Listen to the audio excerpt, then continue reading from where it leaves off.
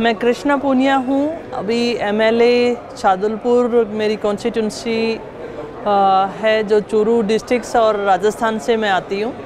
और एमएलए बनने से पहले मैं एक एथलीट रही हूँ जिसने ओलंपिक में रिप्रेजेंट किया है। मैंने 2012 ओलंपिक में फर्स्ट इंडियन वुमेन थी जिसने जो मैं फाइनलिस्ट थी डिस्कस थ्रो में।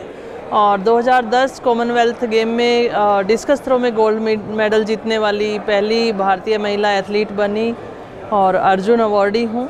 उसके बाद मुझे राजनीति में आने का मौका मिला और आज मैं एमएलए हूँ राजस्थान से। और मैं अपनी कॉन्स्टिट्यूंसी में लगातार बनी हुई हूँ।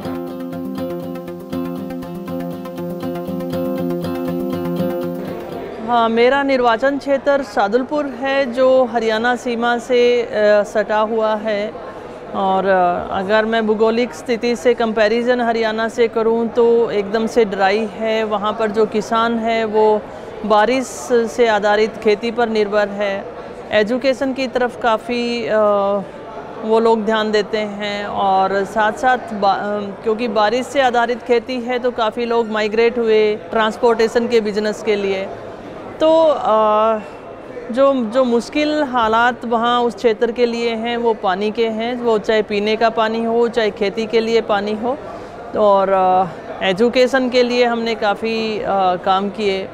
हेल्थ के ऊपर हम लोग काम कर रहे हैं। काफ़ी कुछ है जो एक बॉर्डर लाइन पे होने के बावजूद काफ़ी स्ट्रगल से उस क्षेत्र को निकलना पड़ा और आज हम एक खुशहाल निर्वाचित क्षेत्र के अंदर हैं।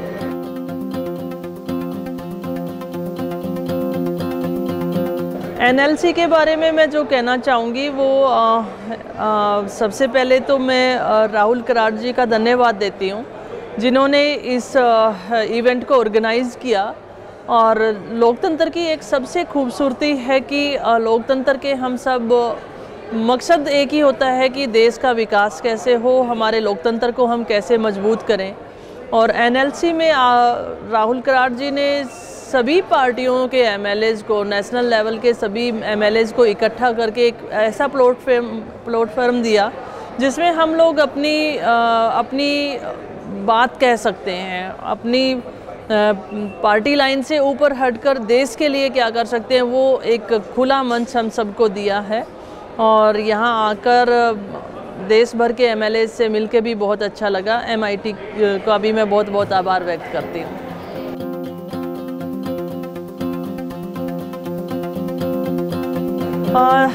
देखिए, जब मैं निर्वाचित होकर आई तो मैंने कुछ वादे किए थे लोगों से, जिनमें से एजुकेशन के लिए हमारे वहाँ पर हायर एजुकेशन के लिए कॉलेजेस वगैरह नहीं थे और पानी की समस्या, पीने के पानी की समस्या, सड़कें और हॉस्पिटल्स, अच्छे डॉक्टर्स उपलब्ध कराना। और मैं जहाँ से आती हूँ वो हरियाणा बॉर्डर पे जैसे मैंने बताया, और वहाँ पर स्पोर्ट्स भी बहुत अच्छा है तो वहाँ पर स्पोर्ट्स के लिए डेवलपमेंट के काम करना। काफ़ी ऐसे क्षेत्र थे जिनके ऊपर चुनौतियाँ थी और उनके ऊपर हमने काम किया।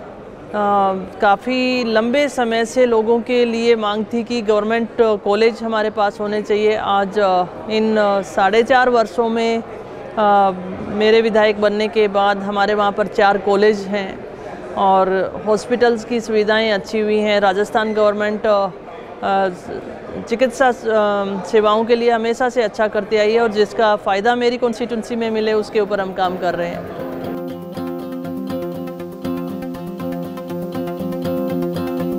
– 2013 मेरा पहला चुनाव था और जस्ट 20 डेज़ बिफोर मैंने पार्टी को ज्वाइन किया था और मैंने शादुलपुर विधानसभा क्षेत्र को चुना जो कि एक टफ विधानसभा क्षेत्र आता है राजस्थान के अंदर। और तत्कालीन हमारे माननीय मुख्यमंत्री माननीय अशोक गहलोत जी और तत्कालीन हमारे प्रदेश अध्यक्ष डॉक्टर चंद्रभान जी सबसे मीटिंग हुई और राहुल गांधी जी की अध्यक्षता में मैंने पार्टी ज्वाइन की थी। लेकिन मेरी जिद थी कि मुझे वहीं से चुनाव लड़ना चाहिए। पार्टी ने मना भी किया, मैं चुनाव हारी और उसके बाद मैंने दोबारा वहाँ पे मेहनत की और मैं एमएलए बनी। और जिद का कारण ये था कि मेरा जो ससुराल है उस विधानसभा क्षेत्र से आता है और हमने देश और विदेश में काफ़ी जगह ट्रेनिंग की, काफ़ी लोगों से मिलना हुआ, काफ़ी जगह की जो प्रोग्रेस रिपोर्ट्स हमने देखी, डेवलपमेंट हमने देखा। तो हम चाहते थे कि हमारे विधानसभा क्षेत्र में भी वैसा हो। तो फर्स्ट इलेक्शन तो मैं हार गई थी, लेकिन दूसरा इलेक्शन हम जीते थे।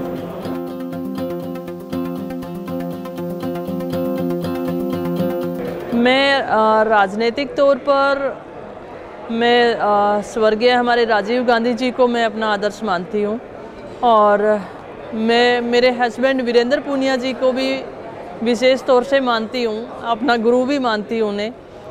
मेरे पर्सनल कोच भी रहे और उन्होंने हमेशा मुझे आगे बढ़ने के लिए प्रेरित किया। राजनीति में भी आने के लिए मुझे किसी ने प्रेरित किया तो वो वीरेंद्र पूनिया जी हैं, जिन्होंने मुझे इस क्षेत्र में आगे बढ़ने के लिए प्रेरित किया।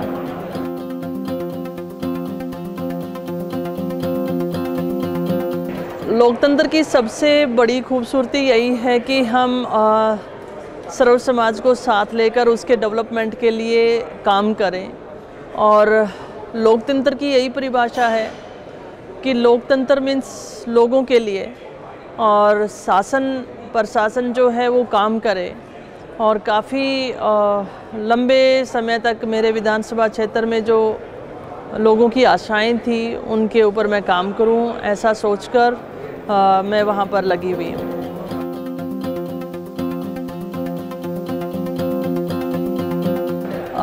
भारतीय लोकतंत्र की सबसे अच्छी व्यवस्था लोगों द्वारा चुनी गई सरकार। और दूसरा मैं कहना चाहूँगी कि ये खूबसूरती कि हम अपने लोकतंत्र के अंदर हमारे अपने अधिकार हैं, जिसके मुताबिक हम अपनी बात कह सकते हैं, अपना मत का प्रयोग अपने हिस्से अपने विचारों के साथ स्वतंत्रता के साथ कर सकते हैं। अपने द्वारा चुनी हुई सरकार से हम अपना काम कह सकते हैं। और दूसरा हमें बोलने की आज़ादी लोकतंत्र ने हमें दी है।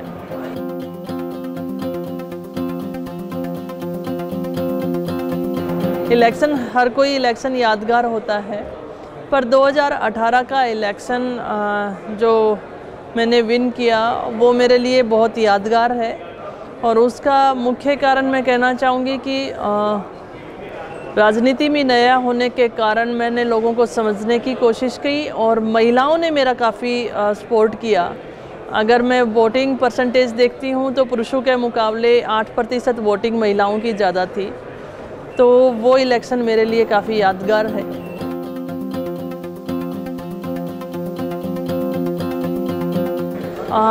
ये बहुत इंटरेस्टिंग क्वेश्चन है। ये मेरे लिए स्पोर्ट्स में भी आता रहा और राजनीति में भी आ रहा है। इसके लिए हमेशा से फैमिली सपोर्ट चाहिए और मेरी फैमिली ने हमेशा मुझे सपोर्ट किया।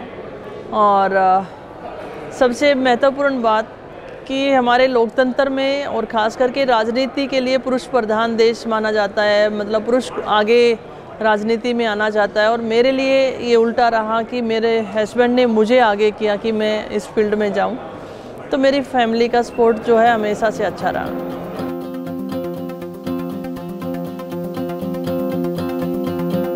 सबसे बड़ी ताकत, कहते हैं पुरुष की सफलता के पीछे किसी महिला का हाथ होता है और एक महिला की सफलता के पीछे उसके परिवार का, उसके हस्बैंड का होना। और दूसरा, हम दोनों के बीच में जो एक अच्छी बॉन्डिंग जो है, एक गुरु शिष्य की, फ्रेंड की ज़्यादा है।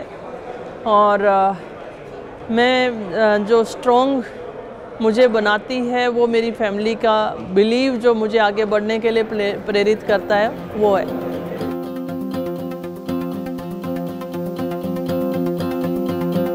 काफ़ी होते हैं हर दिन, मैं कह सकती हूँ, पर सार्वजनिक जीवन में बहुत सारे ऐसे पल हैं जिनको हम जी सकते हैं, महसूस कर सकते हैं। और मैंने एक दफ़ा रेलवे क्रॉसिंग पे 2 बच्चियों को किसी आवारा लड़कों को छेड़ते हुए देखा और मुझसे रुका नहीं गया तो मैंने उसका विरोध किया, उन लड़कों को पकड़ा, पुलिस को अरेस्ट करवाया और उन लड़कियों के घर जाकर उनकी फैमिली को समझाना कि लड़की की गलती नहीं है, उसे पढ़ने दिया जाए, उसे बाहर निकलने दिया जाए।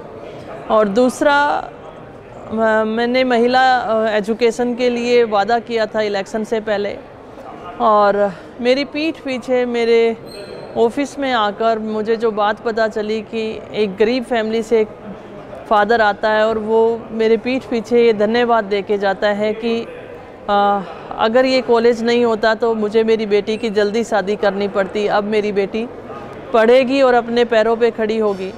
तो ये जो क्षण थे वो मेरे लिए बहुत अच्छे थे।